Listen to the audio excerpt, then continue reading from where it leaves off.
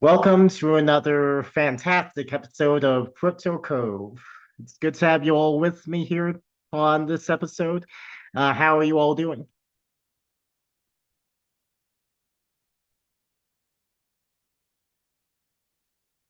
Doing awesome. Alrighty, good to hear. Good to hear. All Doing right, so wonderful. excellent, excellent. Alrighty, so folks, this is the third part in our education series that I'm doing to give folks new to crypto and the communities in general a good high level overview of cryptocurrency in general. So that way, folks have a bit better grasp of crypto as they wade into it. And for many people, they'll be weighing into it for the first time. Now, we've gone our toes wet on crypto over the past couple calls. The first one going over a brief overview of Bitcoin and cryptocurrency in general. And on the second call, we actually did an installation process regarding MetaMask. And on this call, we're going to be focusing on a brief overview of Ethereum. And Ethereum is important because Ethereum is the technology that underpins a lot of Web3 and DeFi that you have read and heard about over the past few years. If Bitcoin is the grandfather, you can think of Ethereum as the father of a lot of what's used in the cryptocurrency space today. All right, so with that, without any further ado, I'll go ahead and share my screen and we'll start with the presentation. And anyone who's familiar with my calls before knows that I absolutely hate presentation calls. So you'll also be treated to a bit of a treat of me flubbing so much, even though I have a prompter right in front of me anyway. But I'm going to do my best to try and make the information as comprehensible as possible. All right, so yes, indeed, once again, welcome to Crypto Cove, everyone. I'm happy to have you all with me here tonight. And here's what we're going to explore today for this presentation. We will start with what Ethereum actually is and why so many people consider it the foundation of the Web3 world. From there, we'll step back and take a simple look at how blockchain technology works behind the scenes.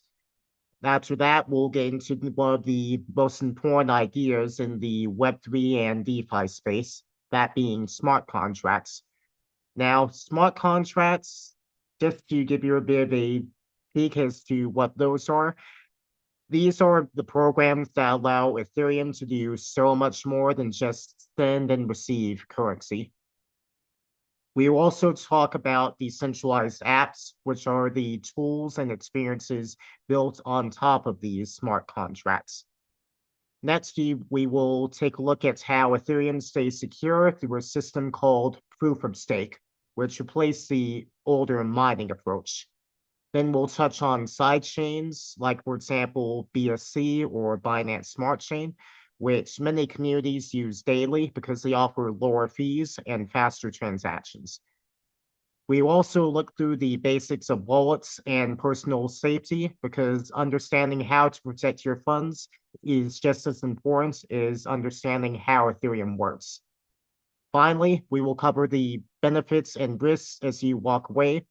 So you walk away with a balanced view of the space before we wrap up with questions at the end. My goal is to make each part clear and approachable so you feel comfortable and confident wherever you are in your learning journey. And indeed, that's ultimately my goal for this entire series of Zooms we're doing. So with that, we'll go ahead and move on. Now, the first question that anyone new to the space has whenever you bring up Ethereum is, what is Ethereum? Ethereum is a digital platform that runs like a global computer. Instead of one company owning the system, thousands of people around the world help run it. This allows developers to create programs called smart contracts that run automatically without a middleman. The currency of this network is called Ether. People use Ether to pay for actions on Ethereum, so the system stays orderly and fair. Ethereum is open for anyone to build on, which is why it became the base layer for much of Web3. Apps for finance, gaming, art, identity, and more rely on Ethereum because it gives them a way to run securely and transparently without depending on a single authority. Now, some of you may be asking, why on earth would anyone ever agree to help run something like that? Well, there definitely is a precedence for it, even in the real world that we're in the meat world. Because would anyone like to guess what the taxi company that has the most taxi companies is?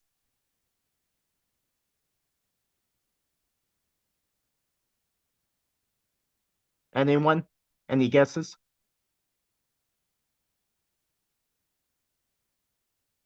No? Alrighty. What about the world's largest hotel chain? Does anyone have a guess as to what that is?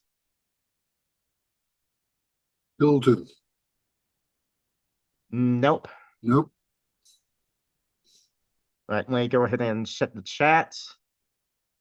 Jackie gets it right on the nose. She knows what I'm driving at. I'll go ahead and share my screen so you all can see too. So, without any further ado, folks, the world's largest taxi company by number of taxis that they have in their fleet is Uber. And the world's largest hotel chain is Airbnb. Now, here's a question for you folks. Does Uber own any taxis of their own?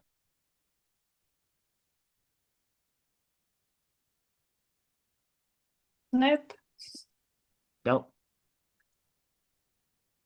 And Airbnb, do they own any hotels, properties, anything of that nature of their own?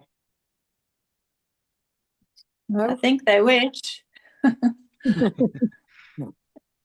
All right, so if Uber doesn't own any taxis, then how are they a taxi company? Like a franchise? And if Airbnb doesn't own any hotel properties, then how are they a hotel company?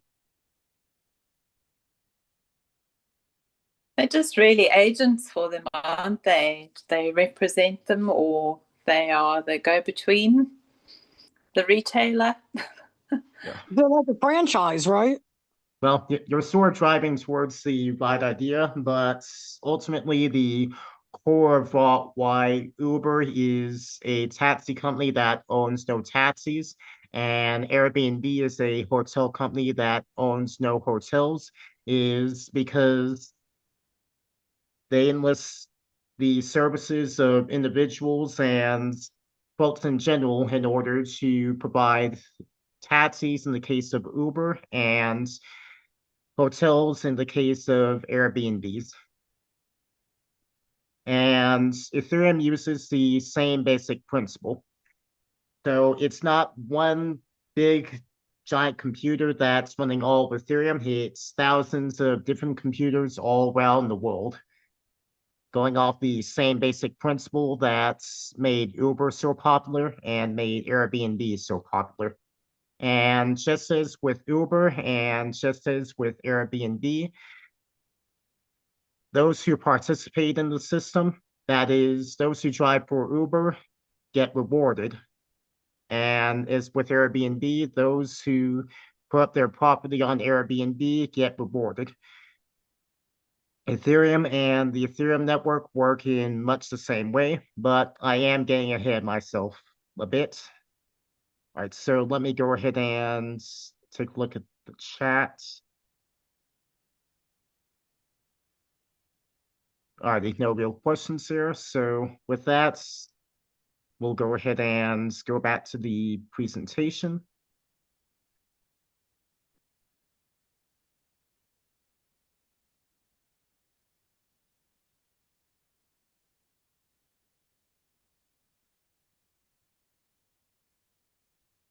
Alrighty. So again, what is Ethereum? Ethereum is a digital platform that works like a global computer. And indeed, instead of one company owning the system, thousands of people around the world help run it. So, yes, indeed, this is a decentralized global computer. So, with that, we'll go ahead and move on to the next slide. So the next question folks have when you bring up Ethereum is why Ethereum matters. Because, well, we already have Bitcoin, don't we? We already have several different coins that sort of spawned off of Bitcoin, like, for example, Litecoin and several others. Why do we need Ethereum? Some folks may ask. Well, Ethereum matters because it introduced something that the early crypto world just did not have: programmable money. Instead of only sending and receiving value, Ethereum lets people create agreements that carry themselves out automatically. These programs allow developers to build decentralized applications that do not rely on any one company or institution to stay online. If the network is running, the application is running. It's just as simple as that. This opened the door for entirely new areas. DeFi, or decentralized finance, lets people borrow, lend, and trade without banks ever getting involved. NFTs, or non-fungible tokens, allow digital items to have real ownership. Games built on Ethereum give players control over the items that they own. And identity projects help people own their online presence instead of signing it over to big platforms. All this supports a more open version of the internet where users and builders have real control. Ethereum gives everyone with an idea the ability to create without needing permission from an central gatekeeper somewhere. And that's something I can definitely take from the other presentation call that I did earlier, because ultimately there's no CEO of Ethereum out there that governs any transactions or any sort of smart contracts that get signed. I can't walk up to the CEO of Ethereum because, number one, that CEO would probably say something akin to, "Wait, how do you get in here? Who are you? Why are you here? Security, don't validate his parking." And indeed, because there is no CEO of Ethereum. So it's all decentralized, so it's all governed ultimately by the community itself.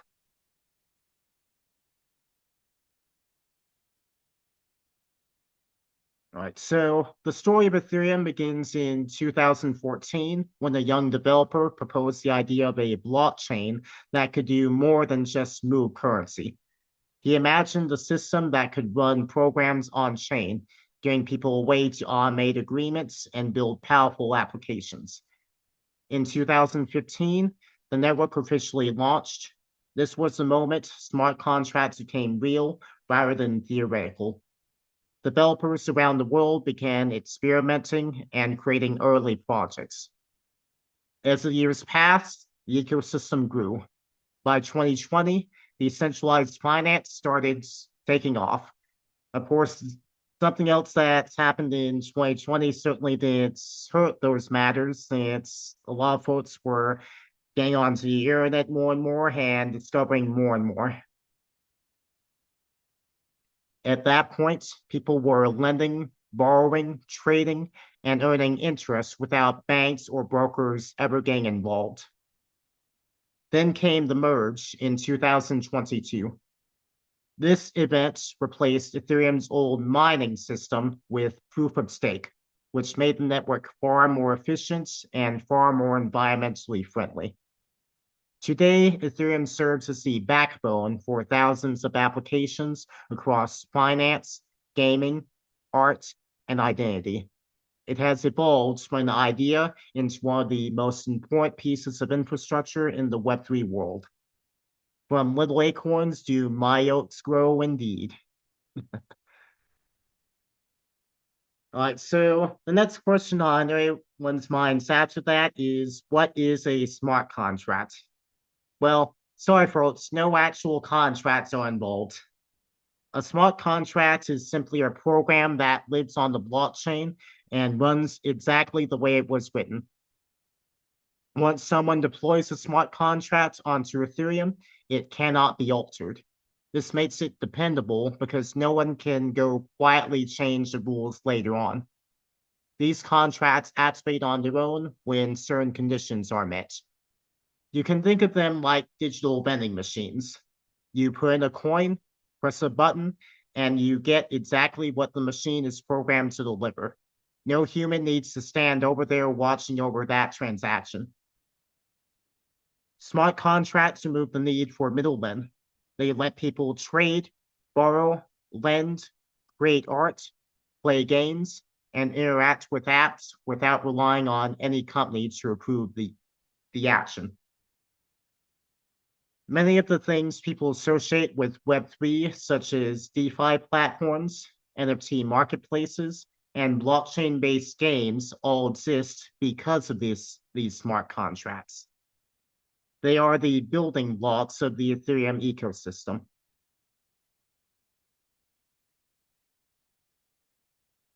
All right, and I know we touched on this just a bit earlier, but as far as how Ethereum works goes, Ethereum works through a large global network of validators.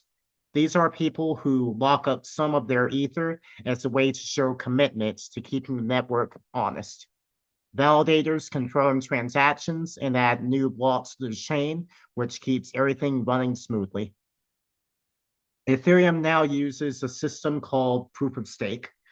Instead of burning energy to mine coins like older blockchains, such as Bitcoin, validators are chosen to create new blocks based on how much ether that they have staked. This makes the network far more efficient while still keeping it secure. Whenever someone interacts with Ethereum, they use ether to pay a small fee called gas. Gas makes sure the network stays fair and orderly. It prevents spam, encourages responsible use, and helps prioritize transactions when many people are using the system at once. Thanks to this shared infrastructure, anyone can send value, use applications, or deploy new smart contracts. Everything runs on a common foundation that no single entity controls anywhere.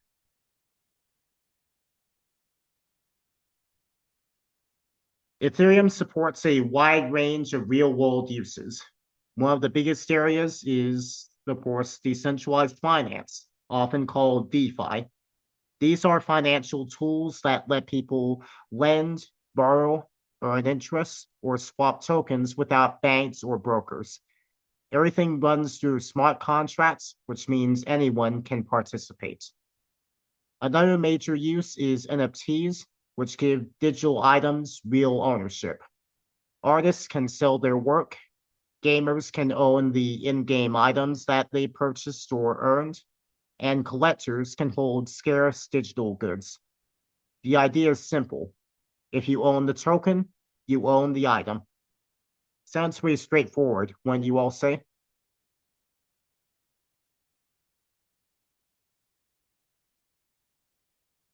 Games built on Ethereum and similar networks let players truly control what they earn. Instead of items living only inside a company's database, they belong to the player directly. Identity is another growing area. People can create online identities that they control themselves rather than depending on big platforms, like, say, Meta, X, or Twitter, as some people still call it, and a number of different big tech organizations out there. This can support reputation systems, logins, and community memberships alike. Many communities also use side chains such as BSC or Binance Smart Chain, also called BNB Chain, also called Binance Chain, and many others. These side chains are meant to do something different from what Ethereum offers, but still use some of the same secure architecture that Ethereum uses. So, like for example, in the case of, say, Binance Smart Chain or Polygon Chain, these chains are essentially meant to have faster and cheaper transactions. In the case of Binance Smart Chain, for example, transactions occur in 3/4 of a second, and transaction fees or gas fees are typically less than 1 cent. Whereas with Ethereum, during peak times, it can get as high as gas fees can get as high as up to $1 or more.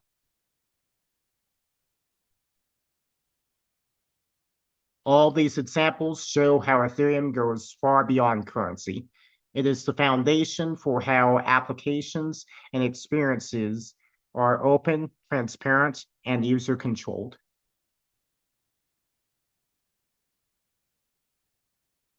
While Ethereum has many strengths, we all know that this world is not all sunshine and rainbows. There are indeed risks to be aware of.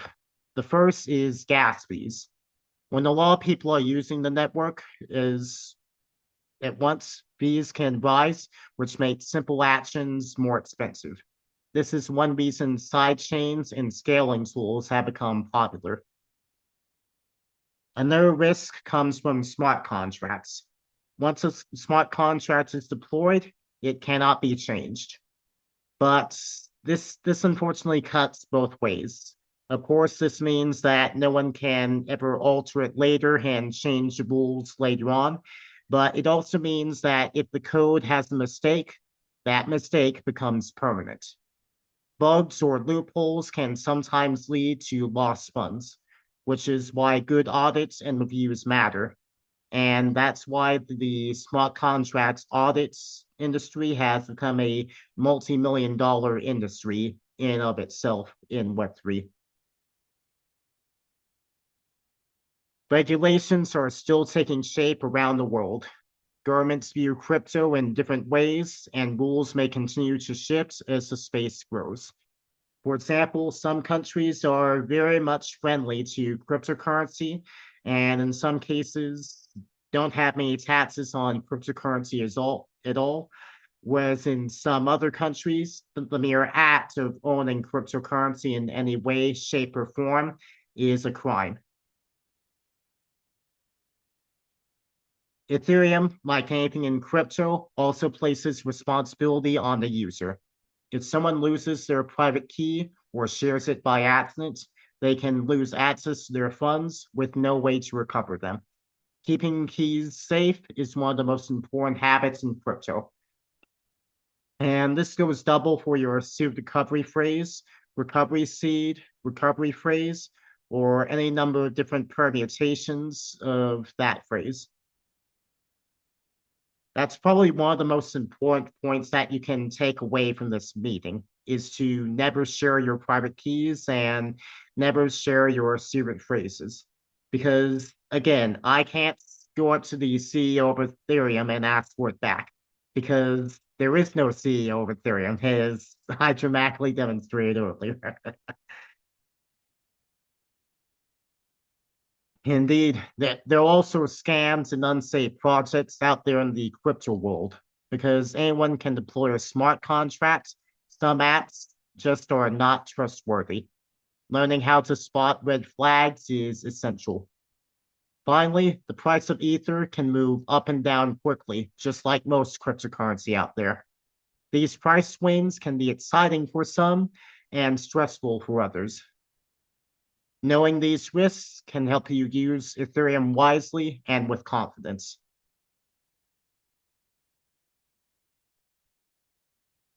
To use Ethereum, you need a wallet.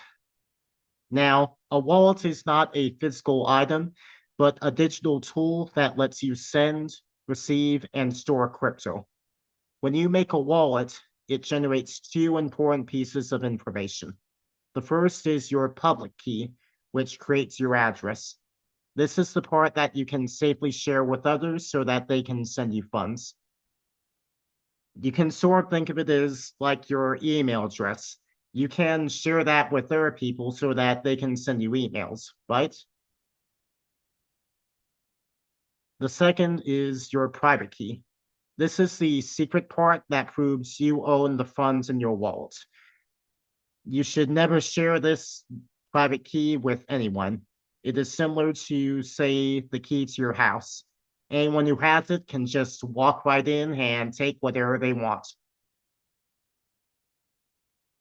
Wallets come in different forms. Some are phone applications that are quick and convenient. Others are hardware devices, which are small gadgets made for secure storage. Both work well depending on what exactly you need. And in many cases, you might find that you might want both. In the Web3 world, your wallet acts as your identity. It is how you sign into applications, prove ownership of your assets, and interact with smart contracts.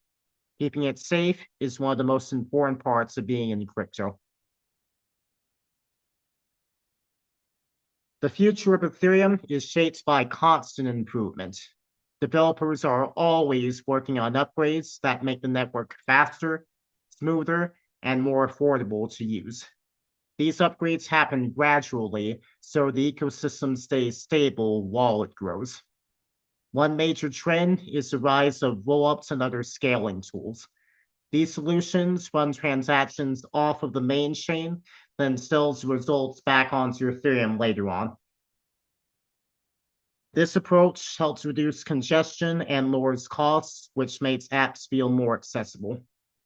And one real world analogy that I could say for the concept of rollups is, like, for example, imagine you're at a bar and you know that you're probably going to order more than one drink.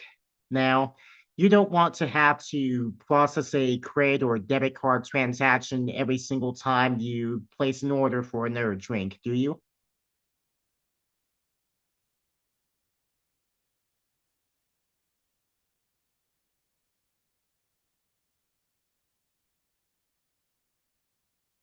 No, probably not. So what you do is you tell the bartender to open up a tab for you. And each and every drink you have will get charged that tab. And when the bar closes or when you decide you have enough and it's time to go home, ideally with you not the one driving, you then sell your tab and run your credit or debit card just that one time to cover all those transactions. Rollups, like for example, the base network, work in the exact same way. As the technology becomes easier to use, the apps built on top of Ethereum are becoming more user-friendly. Many projects now focus on simple interfaces and clear experiences, so even newcomers can join in without feeling overwhelmed. You will also see more activity in areas like digital identity, decentralized finance, and social applications. These fields are growing quickly because people want more control over their online lives. All this pushes Ethereum even further into its role as a central piece of Web3 infrastructure. It does not replace sidechains and other networks. Instead, they all grow together and form a larger, interconnected ecosystem.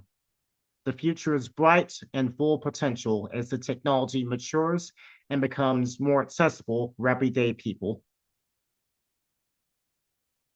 All right, so we covered quite a bit on this call so far. We started with what Ethereum is and why it matters in the world of digital ownership and decentralized applications.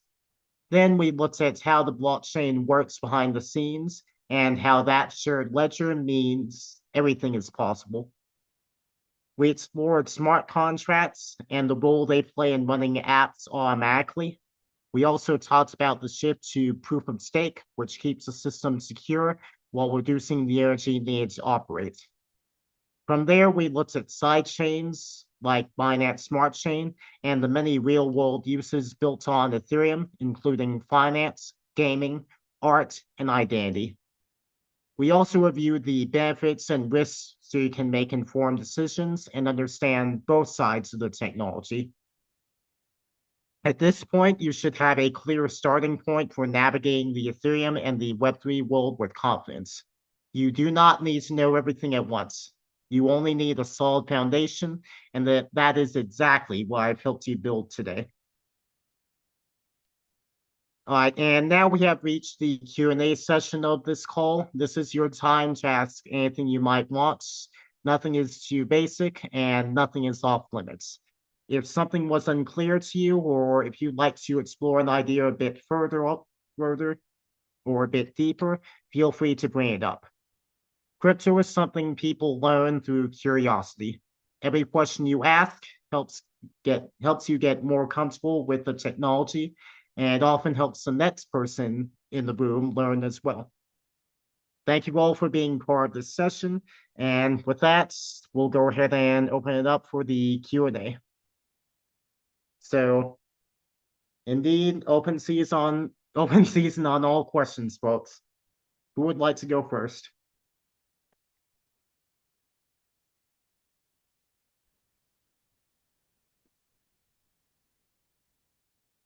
Hi, Hunter. All Thank you right. for that. Sorry. Go ahead. Go ahead, Jack. Okay.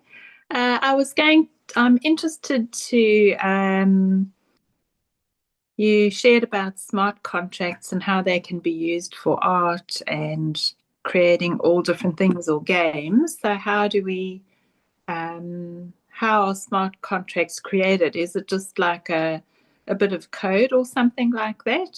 And you mentioned that it's highly regulated as well, or that's a big industry. So I'm just interested to understand a little bit more about that, Yeah. Hunter. Yes, smart contracts are completely 100% code. A lot of people think that there's some, and I'm not being flippant, folks. I'm not being flippant, folks, but a lot of people think that concepts like smart contracts and things of that nature are no different from magic. Nothing could be further from the truth. It's all in the code. And as some people in this space like to say, code is law. And as for what regulates it, well, the community indirectly regulates it because the community decides what will go into the next implementation of Ethereum. As for government regulations, well, those are many and varied, but most governments haven't really gotten too much into the smart contract space as of yet. So that's still new territory as far as governments are concerned. Okay. So if one was interested in creating a game or having a piece of art in a digital form, how would they go about that? Just out of curiosity. So ultimately, the bedrock of how they would do that would be that they would deploy smart contracts onto the Ethereum mainnet or whatever Web3 compatible chain they want to use for that. And of course, they would also need some infrastructure like a front end for that game or application. There's actually several different builder applications out there that can help you build all that by yourself without actually really needing to code much of anything yourself. And of course, now that we have AI becoming more and more used in the coding arena, that can also help you as well. Okay, interesting. Thank you. Just one more question relating to smart contracts. I know that you've shared that once it is set up on the blockchain, it can't be changed. But I've also heard warnings about being really careful of smart contracts. They can come back and bite you type thing. So I've sort of shied away a little bit because I keep hearing that mentioned. So it makes me feel a little bit cautious. So, So how do you know smart, when it's okay to engage or not? So that's an excellent question, and sometimes it can be difficult for even the experts to really understand fully themselves unless they take a look at the code used in the smart contracts for themselves. But a couple of things that can sort of help you to avoid pitfalls is number one, make sure that you're using reputable services.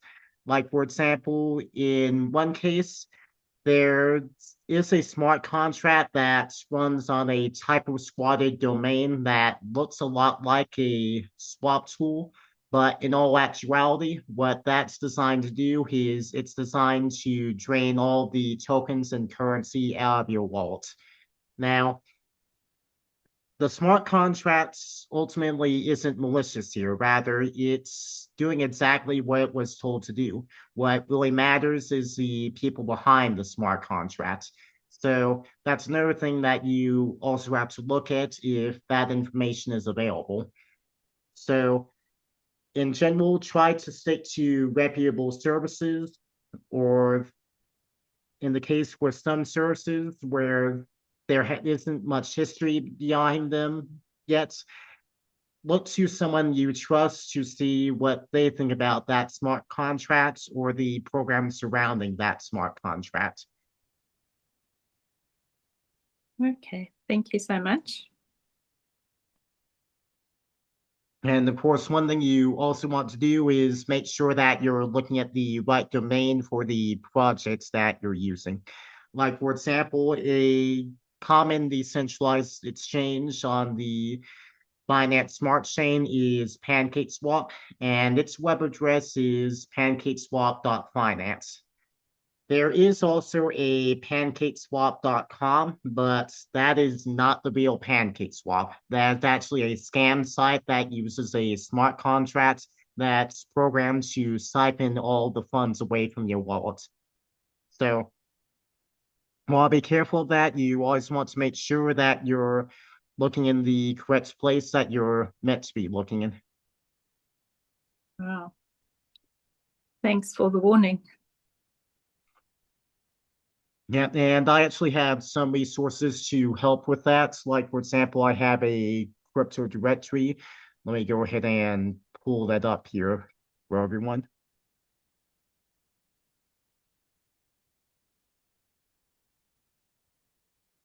And I'll go ahead and share my screen.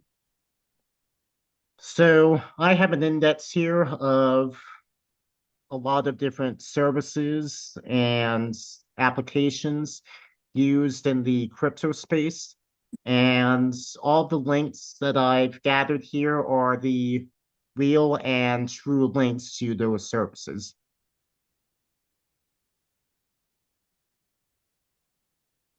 I'll also put this in the chat so everyone can take a look at it as well. There's a lot of valuable information in there, so definitely take a look. Thank you very much. Although I will note that some of those links are affiliate links, but they are still to the actual service or products they're in. I'm sure you folks won't begrudge me a few affiliates, pennies, dollars, or what have you, although I would probably check with your sponsor in some cases first to see if they have a link that they might want you to use instead. All proper sponsorship protocol, folks.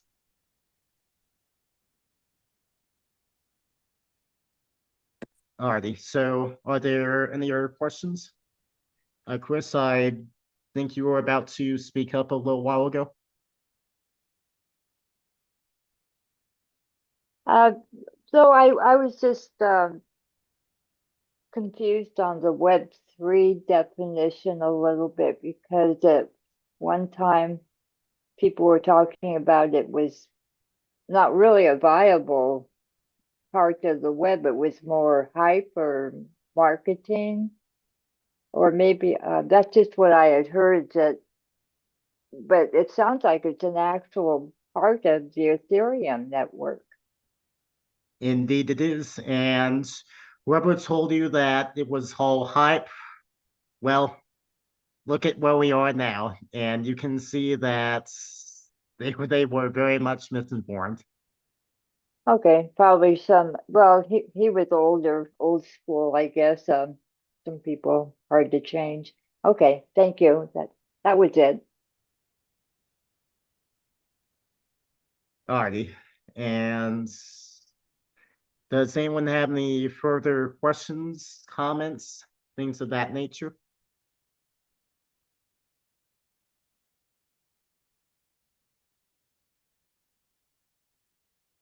I do have another question if nobody else has at the moment. Go ahead. You spoke about wallets and you spoke about you compared it to running a tab in a pub, which we can identify with.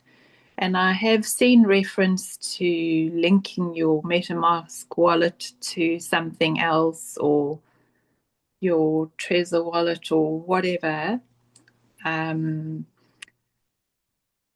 and I feel very unsure about doing that because I'm not that clued up on how all of that works. And you mentioned running a tab. So do you keep your, say, MetaMask wallet or whichever wallet connected to something else while you're busy doing something? And how safe is that? Or how can you ensure that you are doing things safely? Can you maybe speak a bit about that, please?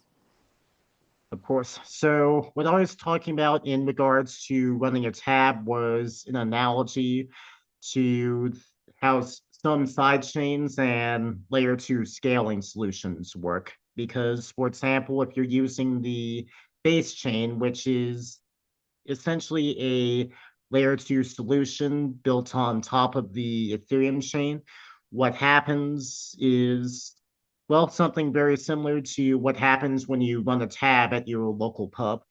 You create several transactions, and what happens when it's time to close out all those transactions is they get sent down to the main Ethereum chain is one transaction that just has more data on it. Now, in that case, the transaction is going to, of course, be worth quite a bit more. He's going to cost a bit more in gas fees than it would if it were just a simple transaction. But it's far cheaper than having to create a separate transaction every time you want to do something with, like, for example, a game or a service that supports that. So that's what Tab was in reference to. And as far as security goes in regards to Trezors and MetaMask vaults in general, well, the two are ultimately two different kinds of vaults. MetaMask is closer to, like, for example, the bank application that you have on your phone. It gives you pretty quick and instant access to your money, whereas something like, for example, a Trezor is like the safe deposit vaults you have at your bank that takes your key and the manager's key to open up. So those two are a bit different, but they can also work together if you decide to make them work as such. Because MetaMask is compatible with Trezor, you can create a new wallet using your Trezor and just use MetaMask as the interface for that wallet. And there are several wallets that do have that connectivity option. Exodus, for example, also offers that as well. So that's a good option as well.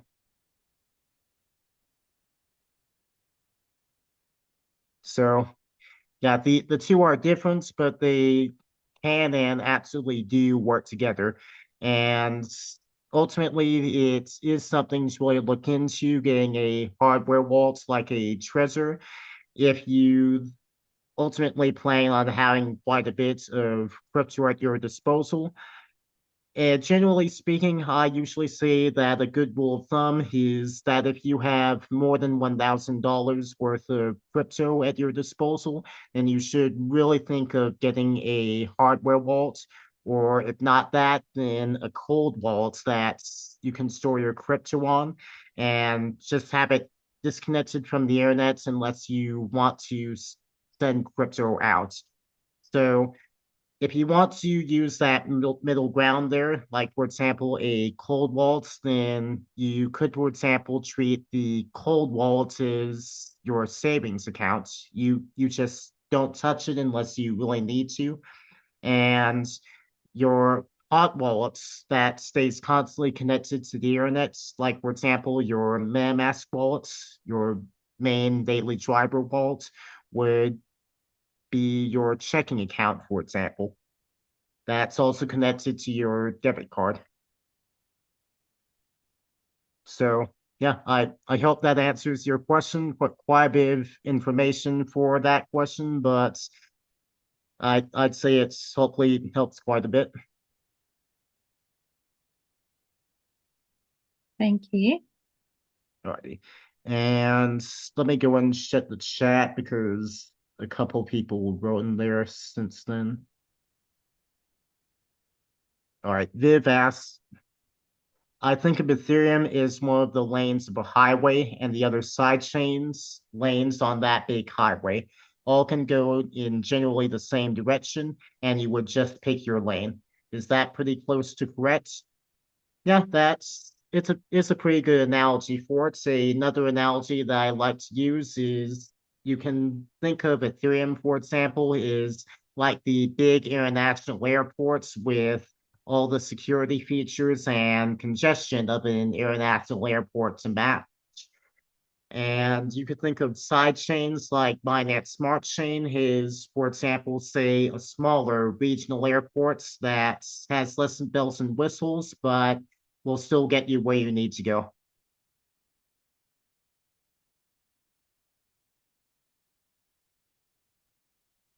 All right. And Jackie asks, example of a cold vault. So a cold vault is just a matter of any vault that you have that does not connect to the internet regularly.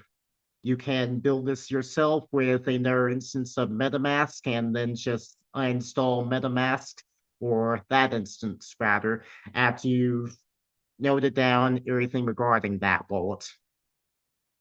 And one thing that some people also like to do with their cold wallets is save it in some more physical form than just a piece of paper. Because, as I mentioned on a previous call, a piece of paper is, well, it's paper. So it has all the downsides of paper. So what a lot of people do is they like to use devices such as a crypto steel, which is a capsule or a billet made out of stainless steel that you can either imprint your secret recovery phrase on or your private key, depending on how you have the device set up. And it can be more than just stainless steel. There's a couple different metal devices out there. There are some that are aluminum, although I probably wouldn't recommend those since those tend to be more flimsy. Granted, those such devices that use aluminum are cheaper, but these metal backed seed devices, as I like to call them, are really the sort of industry where you get exactly what you pay for. Crap in, crap out. It's just that simple. And if you're the handy store person, you can also DIY it and make your own cold wallets based off of what you get from MetaMask and some basic tools that you can get your local hardware store. In fact, let me see if I can find the article that I had about that real quick.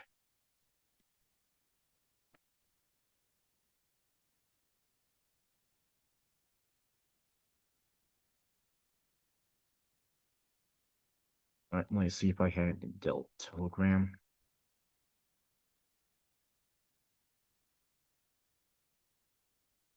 Ah, here it is. Let me go ahead and pull it up. So if you're a handy store person, you can absolutely make one of these devices yourself, just based off of what you have at your local hardware store. And I'll go ahead and put this link in the chat for anyone who wants to take a look at those. Of course, there are commercial products out there that offer you this as well, like, for example, the crypto steel.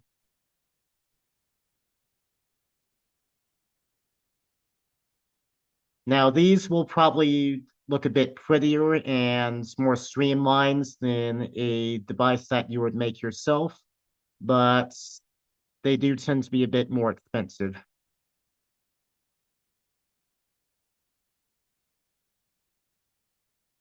And I'll go ahead and put this in the chat as well. These are just examples, folks. There are many different types of devices such as these on the market, so I highly recommend you do your own research if you decide to get one of them and see which one might work best for you. Again, there are some at the really low end of the budget tier that use aluminum, although I definitely would not recommend those since those tend to be flimsy and easily broken. Then we have the middle of the road, which strictly uses stainless steel. And then we have some topper end ones that use materials like titanium, for example. So there's all sorts of different products out there for any budget if you decide to go that route.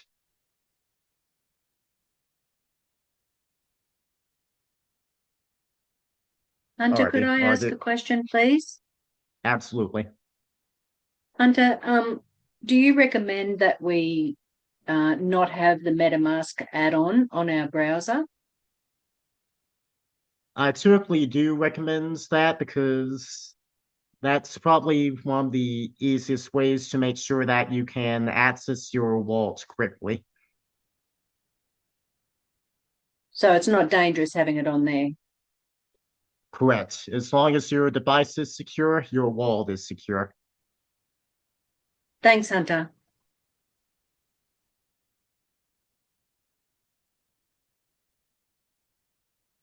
Alrighty. Are there any further questions, comments, things of that nature?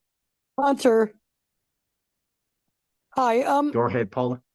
I just wanted to ask, did you mention in the beginning, and if I misunderstood, I'm sorry, but all this kind of sounds foreign to me, so forgive me if you've already said this, but did you say Ethereum is like decentralized? I don't know what that means, and I just wanted to know if you could tell me the difference between centralized and decentralized, and if Ethereum is, if you said that it was or was not, I apologize.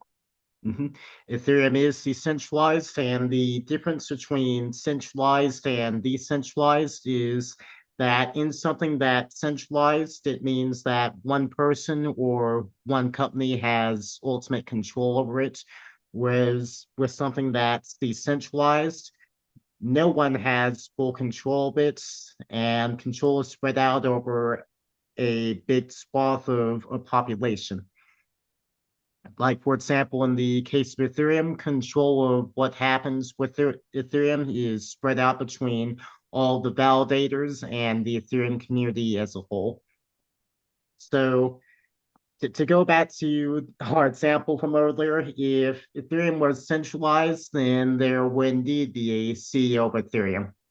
Of course, if I went up to the CEO of Ethereum, then they probably would still say something like, wait, who are you? How do you get in here? What do you want? Security, don't validate his parking. Okay, so I had the right idea. At least I understood that much. Thank you very much for explaining again. All right, and Coinbase, Chris asks, like Coinbase and USDC, centralized example. Yes, exactly.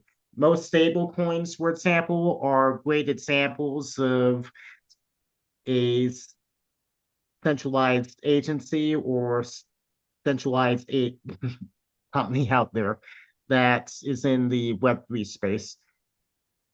So Coinbase, or rather its parent company, owns USDC. They're the ones who mint it whenever they decide to.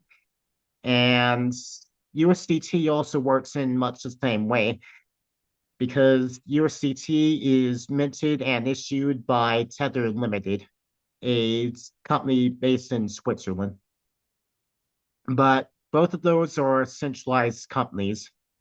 So, for example, if they decide that they don't like you for whatever reason, what they can do is they can change the code of their coin In the case of Circle, that being USDC, in the case of Tether, that being USDT, they can change the code and lock you out of using their coin entirely.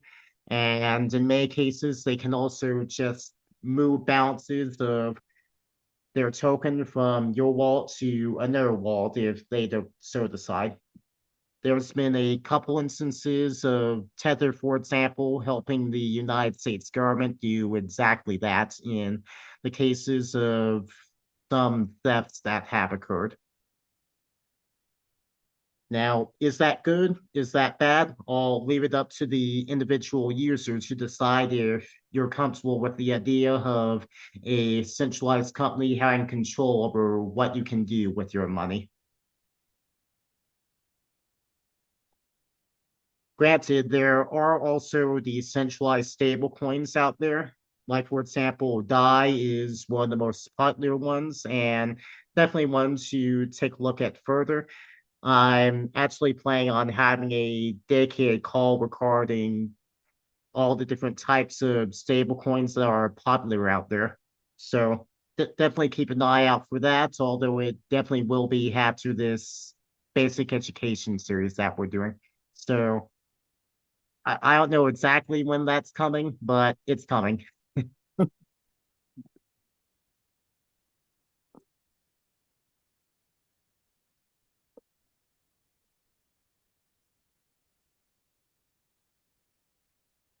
All right, and Viv asks, oh my, I did not know USDT was centralized, so not a token to hold your excess crypto. Well, some would say yes, and some would say no, because here's the thing. USDT and to a lesser extent USDC has its fingers in pretty much every pie at this point when it comes to crypto, because at this point, pretty much every single token out there has some sort of trading pair that uses USDT or USDC. And that's why those two stable coins are so popular, is they're essentially seen as a parking spot for your money so that you can ultimately use it later on to purchase something else that you might want. Like, for example, there's a trading pair for USDT and Ethereum. There's a trading pair for USDT and BNB, Binance Coin, etc., etc., etc. DAI also does have that, but they have much less of a share of the markets than, say, USDT or USDC does. And part of the reason for that is, unfortunately, that until the last couple of years, the concept of stable coins was very much a pick your poison type of deal. You could have centralization through USDT, USDC, and their ilk, but you could have something that's really stable and wouldn't be paid from the value of the fiat currency they're tied to. Or you could have a currency that's entirely decentralized, but be paid every time a fly breaks wind in Australia.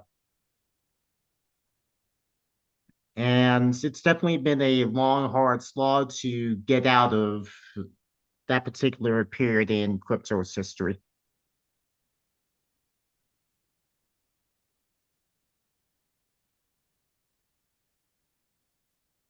Alrighty, and let me go ahead and look at the chat again. All right, Jackie asks, how do you purchase DAI and if a stable coin links to USD? So you would purchase DAI like you would purchase pretty much any other cryptocurrency. Look for an exchange or decentralized exchange that supports the DAI that you want to purchase, and then you can either purchase it directly with your fiat, or you can swap to it from another token or cryptocurrency if you decide you want to swap to it rather than buy it with fiat. Is DAI linked to the US dollar like USDT and USDC when you say it's a Yes. stable coin? Mm-hmm. Thank Yes. you. Thanks.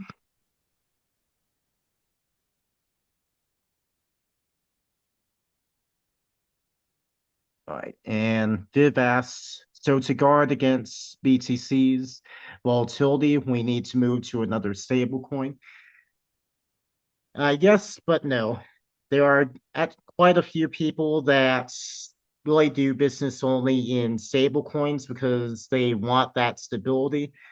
Although, as we've seen in crypto markets, that stability can be a double-edged sword because not only are you protected from the downturns in crypto, but you're also protected from all the upturns that can happen as well. The wild swings that happen with cryptocurrency are pretty standard for anyone who's been in the industry for more than a few years. In fact, I've been in crypto for almost 15 years now. He'll be 15 years this June. And do you know what we used to call periods of volatility like we're seeing now back in the olden days? Olden days, I should say. would, would anyone like to take a guess?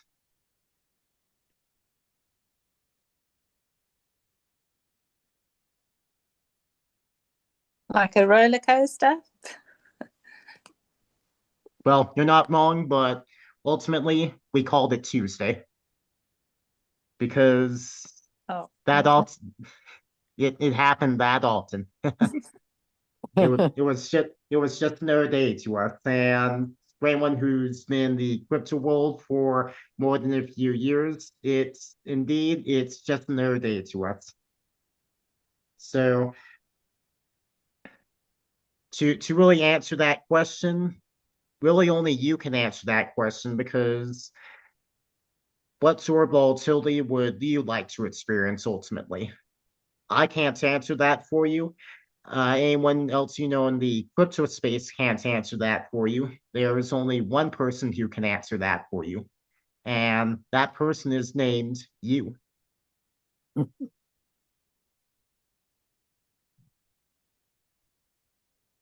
Alrighty, let me go ahead and shut the chat again. Looks like there's a bit of a backlog here.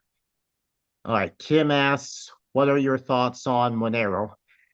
Monero is a very interesting project. I love what they're doing as far as piracy tokens are concerned. I love what they've done with the cipher hash initiatives that were ultimately the backbone of what we have today as far as privacy in the crypto space goes. I absolutely love the project. I do have some Monero of my own. So yeah, I'm definitely pretty bullish on Monero. All right, and Chris asks, BTC isn't controlled by any entity, but it is not considered decentralized. So what would it be called by classification, or is it a class by itself? Now, there are some people that might argue, since a lot of hashing power on the Bitcoin blockchain is controlled by just a few companies, that Bitcoin has gotten to the point to where it is centralized. That is something that's open for a matter of opinion. I personally still believe that Bitcoin is still completely decentralized because you still have quite a few individual miners out there. So, in my opinion, Bitcoin is still absolutely decentralized.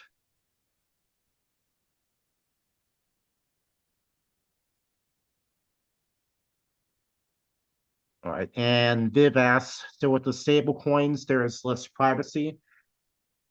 Not so much less privacy, his less ability to do what you really need to do with your money, because ultimately you can think of stable coins as being like a bank account in some aspects, at least as far as centralized stable coins go.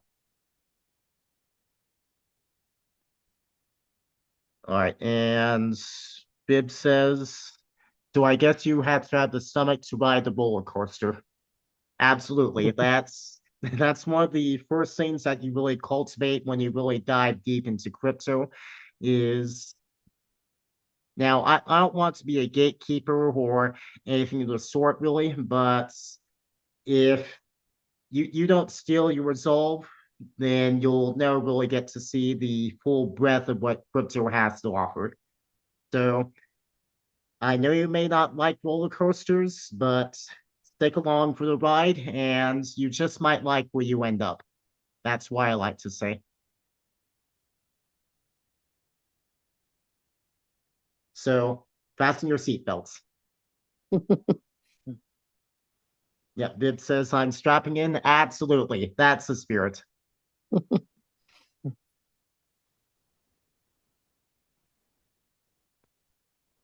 Alrighty, so I think I'm just about caught up here in the chats. Does anyone else have any questions, comments, things of that nature?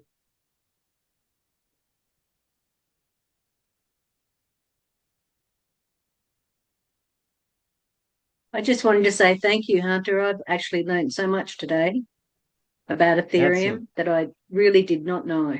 Thank you. You're welcome. Glad to have you here.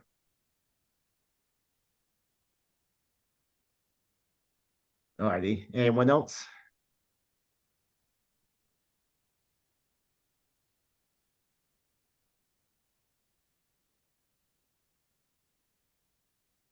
Going once, going twice, and I'll go ahead and stop the recording.